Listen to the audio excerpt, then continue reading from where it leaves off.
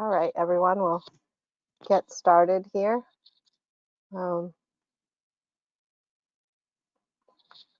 so the session that we're doing today is externally managed data, which is, we'll just jump into it and we can see what it's all about. So why is some data not managed by the school district? So the reason that we have some data, so the what data that let me see. Some data are needed for state or federal reporting, but that data doesn't come from school districts. So the reason that one of the reasons that we have that data is that we have to report it or we need you to know about it. So some data also were entered by a school district that the student was at before. For example, the LEP data, if the student was, or English learner data, if the student was in an English learner program at a prior school district, that information follows the students. And it's important for staff at districts to be aware of these various data points because they affect either services that students are supposed to be receiving, or funding. There may be funding implications or reimbursement implications for these data points. So next we have, so what data is externally managed? So first of all, we have the foster care indicator, the migrant student indicator. We also have what's called direct certification, which is an economic disadvantage indicator that also allows students to receive free lunch. And that's for students who are receiving some government program benefits. It's for foster care students, migrant students, and homeless students. Other things that are managed externally are English learner information. And for example, that's what I was talking about before. If it's a student that came to you from another district where they were identified as an English learner, that information follows them. And also the residential, or formerly known as the state agency client indicator. So where does it come from and when is it updated? So foster care, we get on a weekly data transfer from the Department of Health and Human Services, the Child and Family Services Division. So the data is transferred to us every Monday night, and then there's a job that runs and updates NEO every Tuesday morning. And so by 10 o'clock each Tuesday, you should have, if you have a new student that's been identified as foster care, that should start showing up on your reports. The match is done programmatically on first name, last name, and date of birth.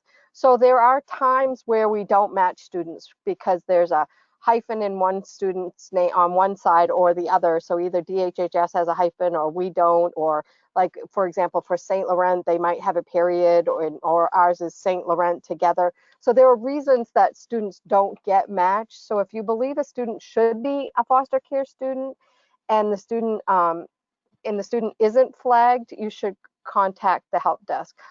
Sometimes the names don't match and we have to match them manually. Once we've matched them, they continue to stay matched, but sometimes that initial match doesn't happen. We try to check for that, but it doesn't always happen. But sometimes the student actually may be in a situation that isn't technically foster care. They may be in a kinship care situation. So just because you think the student's in a foster care situation doesn't necessarily mean that that student is actually considered foster care by DHHS. So where does migrant student data come from? So the migrant student information comes from the Maine Department of Education Migrant Education Program. So they have recruiters that go out in the field and they check with families and they actually ask lots of questions and they determine if a student meets the migrant identification.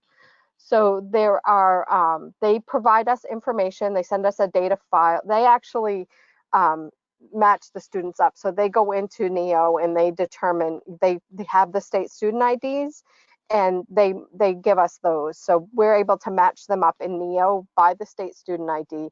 And so usually at the beginning of the school year, because I've had students come in over the summer, we have data transfer from them fairly frequently. Usually we'll have every Monday night, we'll do that match. But as the school year goes on and there are fewer of them, they just notify us when they have a new student when that happens. And again, that match is done manually by the migrant education program staff. There's a staff person in the department that does that match, and then they send that information to the data team and we flag them in NEO. So the direct cert information. So again, this is economic disadvantaged information. This also comes from the Department of Health and Human Services. Some of it comes from Health and Human Services, from the Office of Family Independence. So again, that data is transferred every Monday night. And then in that same job that updates foster care students, we update the direct cert students. Again, the match is done programmatically on first name, last name, and date of birth. So there are margins of error there that sometimes we need to go in and rectify. So again, a student will also be identified as being eligible for free lunch if the student is identified as foster care, migrant, or your district has identified that student as being homeless. So you may have updated, sent in information about a student, economic status information that doesn't indicate that the student is a free lunch student. But if the student has been identified as any of these, foster care, migrant, or homeless, we will change that status because they're what we call directly certified as being eligible for free lunch, and by in turn economically disadvantaged.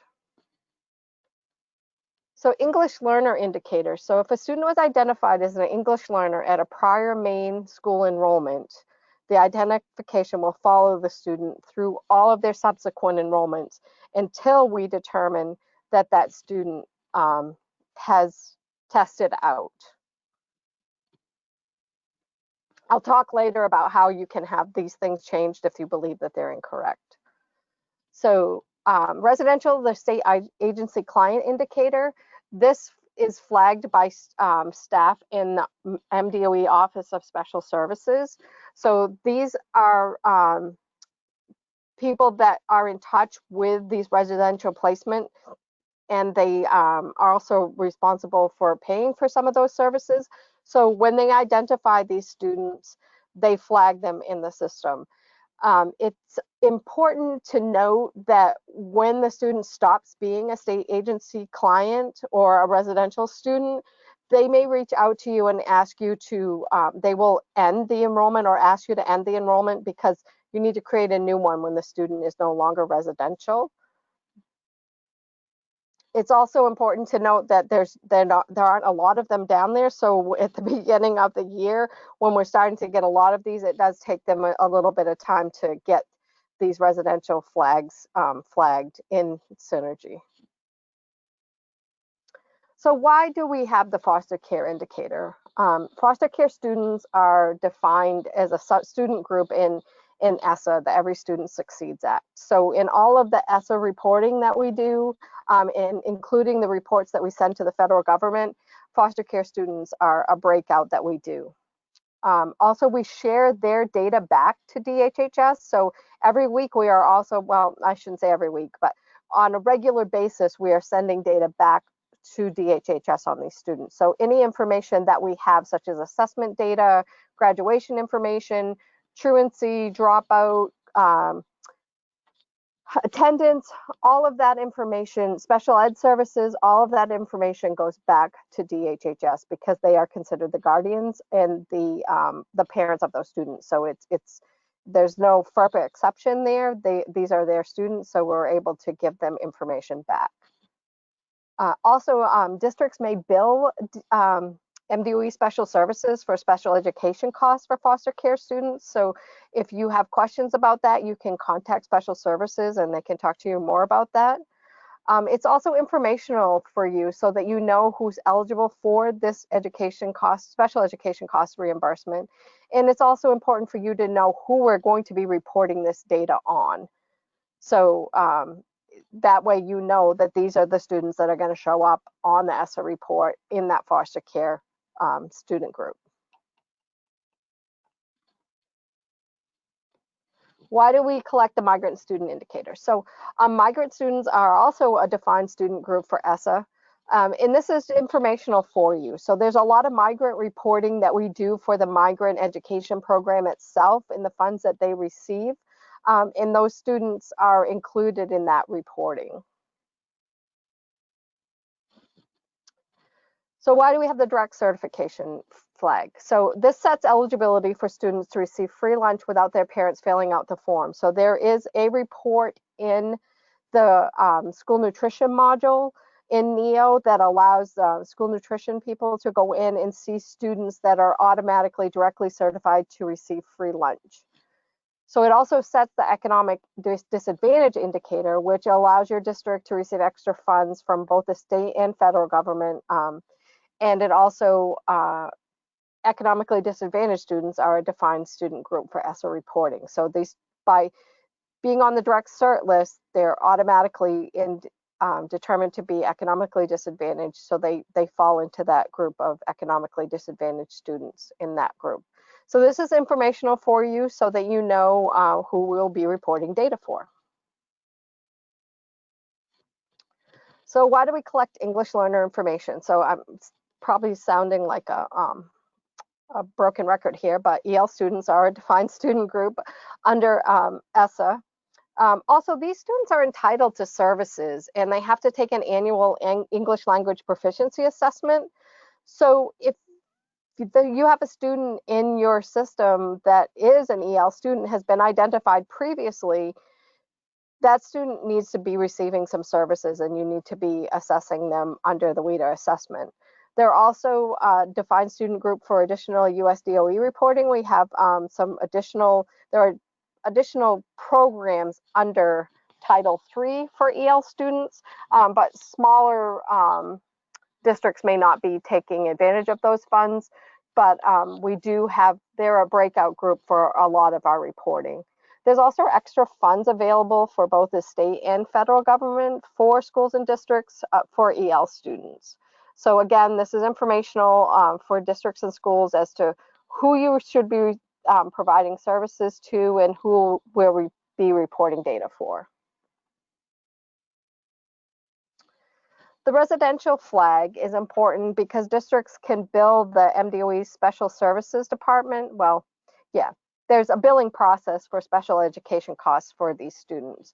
And it's informational for districts as to who is eligible for this special education cost reimbursement. So what if it's wrong? So if the foster care, if you think that a student should be flagged as foster care, it's possible that the student's name didn't match during the matching. And if you contact the help desk, they can have someone on the data team check to see if the names were spelled differently or the birth date was different, and we can match that student up if possible, if we should. It's also possible, as I said before, that the student is in a living situation that's not actually foster care. It just resembles foster care, but it's not official. It's also possible you may think the student shouldn't be on the list, but we can also check and make sure that the right student got matched if you think it's not your student. If you think a student shouldn't be flagged as migrant, again, contact the help desk and someone from the data team will check with the migrant education program staff. So if a direct certification, so if a student is on the list and you don't agree, this list overrides. So there's nothing we can do about it. So unless the student was matched incorrectly, the student will not come off the list. This is like the overarching, if the student's on this list, they're eligible for free lunch and are determined to be economically disadvantaged. So again, if you think the student shouldn't be, we will check and make sure that we've matched the right student, but beyond that, the student won't come off the list. And if the student is not on the list and you believe that the student should be on the list, again, contact the help desk because we do have that matching algorithm going on that is not infallible. And the data team can check against the DHHS data set that we get. So what if the English learners flag is wrong? So if that is wrong, you can contact April Perkins. I have her information here, and we will be sharing this slide on the help desk page, and also the webinar is recorded. So if you believe that that's wrong, April Perkins has a process where she will talk with you and the people in your program, and she may ask for some documentation. And we have exited students from the English Learner program based on her say-so. The other way that we exit students that I forgot to talk about that I will need to add to this slide is we also exit the EL students. So once we receive those WIDA scores each year, we go in and instruct both NEO and Synergy to put in the EL end dates. So we should be doing that here fairly soon. We've just received the EL student tests because they were able to do those assessments this year because it happened before COVID. So our data analyst from the assessment team is going through the students that should have taken the WIDA access and the students that did take it, and those that received a score high enough to test them out. He'll provide us with those state IDs and we will be exiting those students. So we do that en masse at a certain time during the year, and we'll probably post on the help desk website when that's happened. So if the residential flag is wrong, then please contact Lori Freeman down in Special Services and she can work with that and see what's going on there. So this certainly is not a 2-hour webinar. This is all I had for content, so I can take questions from here.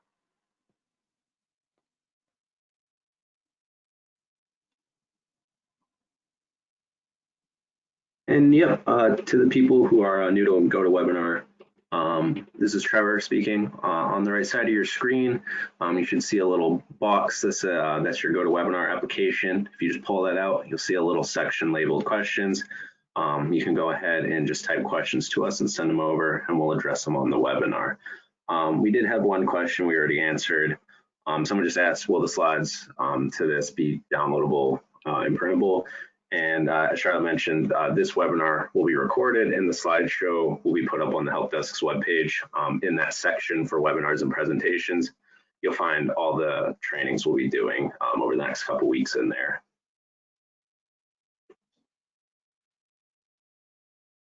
But with that, if you guys have any questions, feel free to use that questions box.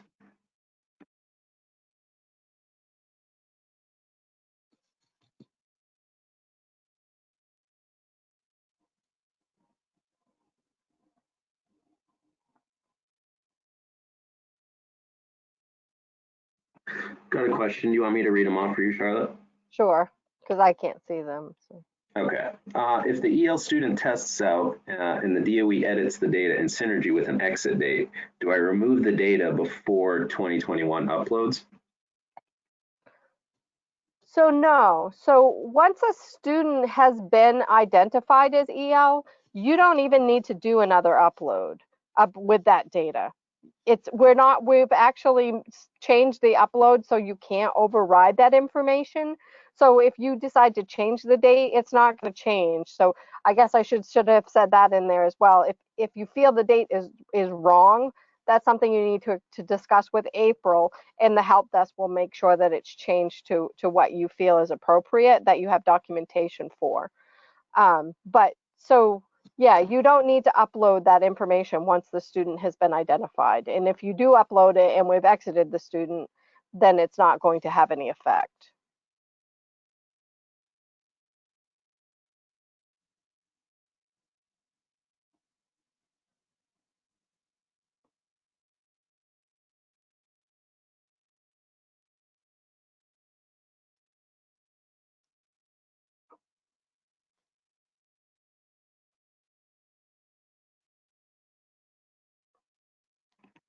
I'm just letting people know we'll be just hanging out for a couple minutes as the questions come through.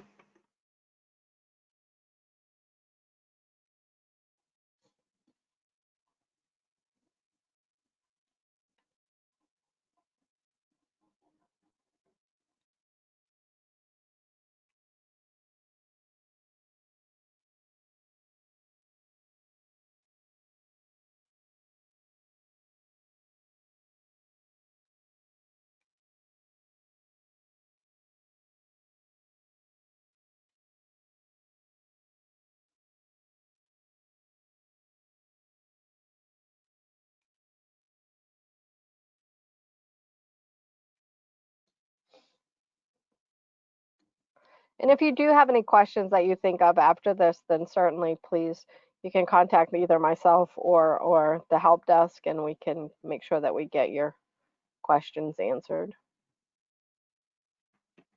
Yeah, and this will be recorded and posted, but it looks like the questions, not many questions are coming through, so up to you, Charlotte, how long you want to keep this going? Well, I think we'll just give them a couple more minutes and then we'll call it good.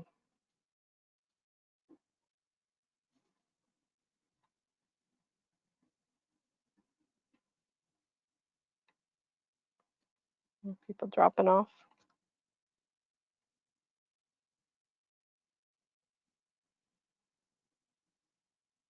All right, well, thank you everybody for attending. And like I said, if you do have any additional questions, feel free to follow up and let us know, and we can make sure that we add them for the next time we run this.